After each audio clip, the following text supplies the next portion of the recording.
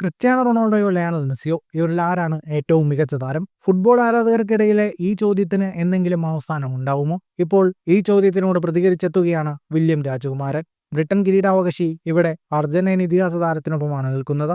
Aston വില്ലയിലെ ബോഡിമോർ Heath training കോംപ്ലക്സിലേക്ക് William എത്തിയിരുന്നു. ഇവിടെ വെച്ച് ദ സൺ സംഘടിപ്പിച്ച ക്വിക്ക് ഫയറിലെ ചോദ്യങ്ങൾക്ക് ഉത്തരം നൽകുമ്പോഴാണ് മെസ്സിയോടുള്ള താല്പര്യവും വില്യം പരസ്യമാക്കിയത്.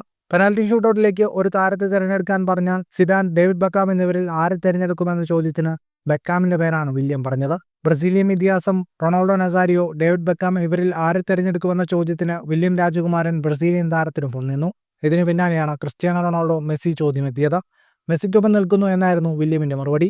എന്നാൽ ക്രിസ്ത്യാനോ റൊണാൾഡോയുടെ ഗോൾ സെലിബ്രേഷൻ അനുകരിക്കാൻ ശ്രമിച്ച് തനിക്ക് പരിക്ക് പറ്റിയിട്ടുണ്ടെന്നും വില്യം രാജകുമാരൻ വെളിപ്പെടുത്തുന്നു.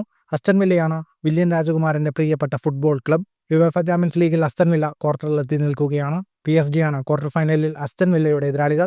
പ്രീമിയർ ലീഗിൽ 8ാം സ്ഥാനത്താണ് അസ്റ്റൺ വില്ല. ബ്രിട്ടീഷ് രാജകുടുംബത്തിൽ നിന്ന് ഫുട്ബോൾ ലോകത്ത് ഏറ്റവും സജീവമായി നിൽക്കുന്നത് വില്യം രാജകുമാരനാണ്. കുട്ടിക്കാലം മുതൽ വില്ല പാർക്കിൽ കളി കാണാൻ വില്യം എത്തിയിട്ടുണ്ട്. ഫുട്ബോൾ ലോകത്തെ കൂടുതൽ വാർത്തകൾക്കും വിശേഷങ്ങൾക്കുമായി സ്പോർട്സ് കഫേ സബ്സ്ക്രൈബ് ചെയ്യുക.